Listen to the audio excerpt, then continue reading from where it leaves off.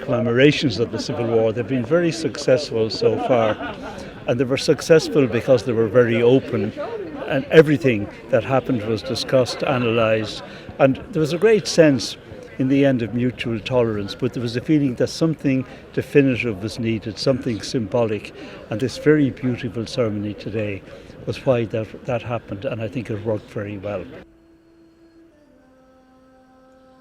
The decade centenaries led to, a lot of sort of sombre but open reflection. The Civil War, it was a tragedy, but those things often happen after a country becomes free.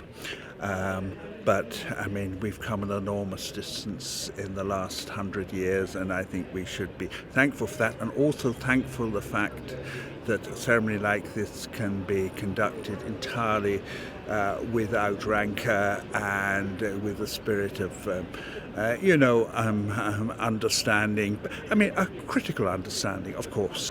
We're here to remember our relative who was Gerald O'Connor, who was killed sadly in the Civil War. He was mistaken for Michael Collins and was shot dead and left a very young family behind. So we're here to remember him and also to remember all our relatives who have been affected by the loss of him through the generations. My grandfather was a minister in the Free State government. He had 3 sons in the IRA in South Dublin. 2 of them were Free State officers, and one, Brian, was sent by Collins to organise the IRA in Sligo. And he went anti-treaty, and the rest of the family was pro-treaty, and he was executed after being captured on the top of Benbulben in September 1922. And that was a thing that was never really spoken about in the family. It was just one of these tragedies in a family which occurs, but his brothers in Free State uniform buried him in the family grave in Dublin. I go back to the mid-60s. Frank Aiken, who was a participant in the Civil War, was Minister for Foreign Affairs, and he published a book about Irish history, and it didn't even mention Collins or Griffith, and that shows you, how polarised politics were in those days. But that's changed completely now.